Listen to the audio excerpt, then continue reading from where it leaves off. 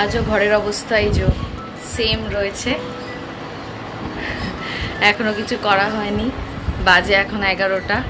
নিচ থেকে একটুখানি খেয়ে এলাম, খাওয়া দাওয়া করে মাম্মা নিচে ঘুমোচ্ছে। আমি এখন কাজগুলো সেরে নিই। সকাল সকাল উঠে আগে ওয়াশিং মেশিনে চাদরগুলো দিয়েছিলাম। এই কয়দিন যা বৃষ্টি হলো এক ফোঁটা কিছু কাছাকাছি করতে পারেনি, চাদরগুলো জমে গেছে। সঙ্গে থাকো, ব্লগটা দেখতে থাকো। যদি ভালো লাগে অবশ্যই লাইক করো, কমেন্ট করো, শেয়ার করো। আর যারা নতুন রয়েছে আমার চ্যানেলে তারা কিন্তু অবশ্যই চ্যানেলের সদস্য হওয়ার জন্য সাবস্ক্রাইব করে নিও। ওয়াশিং মেশিনে কাঁচা হয়ে গেছে। এই হ্যান্ড ওয়াশ দুটো এনেছি, উপরে হ্যান্ড ওয়াশ একদম শেষ হয়ে গেছে বলে। এই যে দেখাই তোমাদেরকে,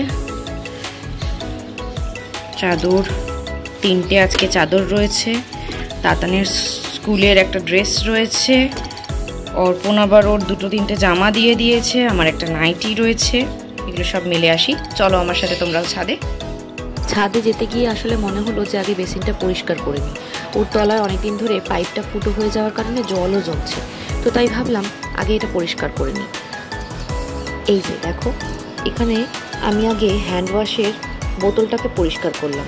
হ্যান্ড ওয়াশের বোতলটাতে হ্যান্ড ওয়াশটা শেষ হয়ে গেছে, তাই ভাবলাম আগে ওটা ভরেই রাখি। এই যে একটু আগেই দেখালাম না একটা হ্যান্ড ওয়াশ, গোদরেজের একদম পাউডার, সেটা জলের মধ্যে মিশিয়ে নিলেই খুব সুন্দরভাবে ওটা হ্যান্ড ওয়াশ হয়ে যায়। আমার মনে হয় তোমরাও জানো এই বিষয়টা, আর তোমরা হয়তো এটা ইউজও করো। আমি এর আগে না গ্রিন কালারেরটা এনেছিলাম, মানে এই যে অরেঞ্জের স্যাশেটা দেখছো, এটাতে কিন্তু অরেঞ্জ অরেঞ্জ হয়ে যায়, এটার কালারটাও সুন্দর লাগে দেখতে। আর গ্রিন কালারের যেটা থাকে স্যাশে, সেটাতে কিন্তু গ্রিন কালারের হয়। এইবার আমাদের যদিও গ্রিন কালারেরটা আনা হয়নি, অরেঞ্জটাই আনা হয়েছিল, দেখালাম তো তোমাদের।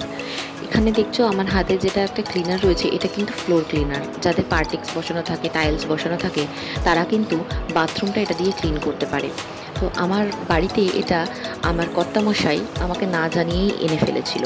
তো আমি ভাবলাম আমাদের তো পার্টিক্স বা কোনো রকম টাইলস বসানো নেই বাথরুমে, তো বেসিনগুলো এগুলো দিয়ে ক্লিন করাই যেতে পারে, তাই ওটা দিয়েই আমি ক্লিন করি। খুব বেশি যে লাগে তা নয়, অল্প পরিমাণে লাগে। এই যে আমি যেভাবে ছড়িয়ে নিলাম, ঠিক সেভাবে ছড়িয়ে আগে একটু ভালো মতো ওই একটা ব্রাশের সাহায্যে মাখিয়ে নিই। যেহেতু এটাতে অ্যাসিডিক একটা রিফ্লেকশন হয়, তাই আমি হাত দিয়েই বেসিনটা পরিষ্কার করি না। এই যে ব্রাশটা দেখছো, এই হ্যান্ড ব্রাশটা দিয়েই আমি ভালো করে পরিষ্কার করি নিই।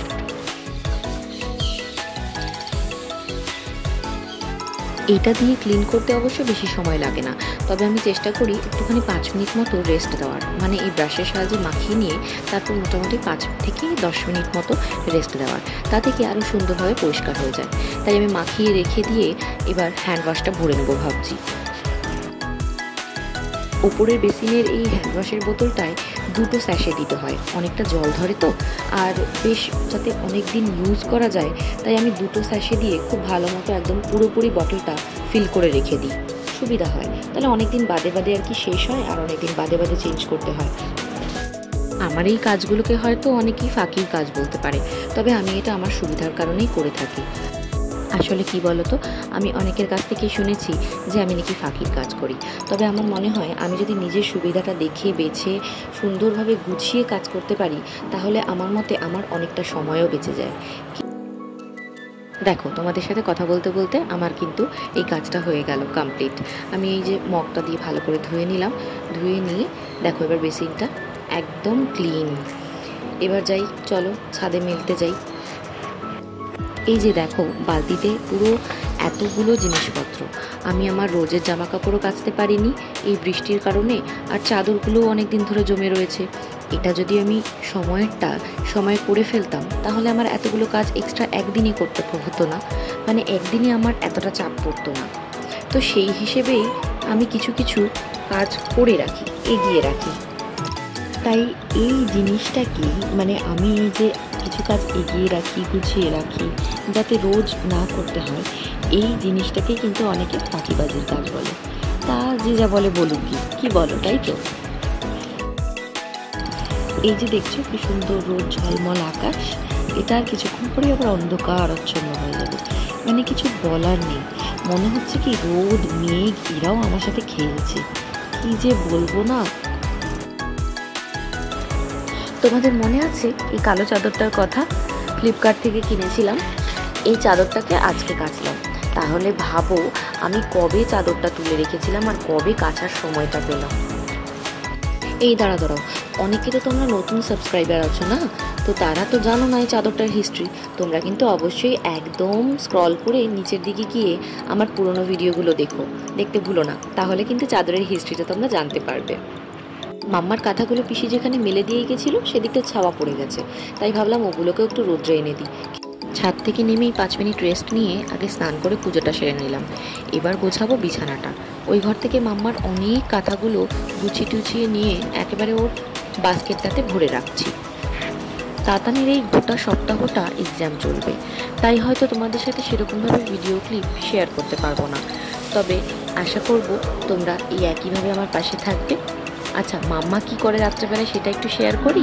কিসের জন্য ঘুমাচ্ছে না? ওই বাবা রে, সাত কি হয়েছে মাম্মার? ঘুমাচ্ছে না কেন? কি হয়েছে? এখন কটা বাজে? এত রাত্রি হয়ে গেল। হ্যাঁ, দুধ করবে বলে? হ্যাঁ, মাম্মা দুধ করবে বলে জেগে আছে। হ্যাঁ বলছো? বলি বাবা, কেন হ্যাঁ বলছো? তুমি কি সত্যি দুধ করবে? হ্যাঁ,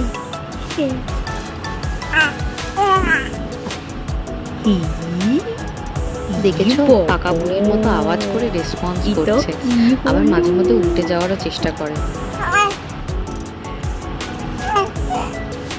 কি হলো এটা?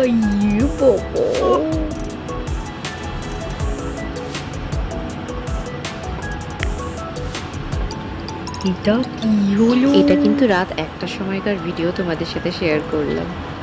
যাই হোক, চলো টাটা, আজকে ভিডিওটা এখানেই শেষ করছি। সবাই কিন্তু খুব ভালো থেকো, দেখা হবে আবার নেক্সট ভিডিওতে। নতুন বন্ধুরা অবশ্যই চ্যানেলটা সাবস্ক্রাইব করে নিও, আর সবার ভিডিওটা ভালো লাগলে অবশ্যই লাইক করো, কমেন্ট করো, শেয়ার করো। টাটা।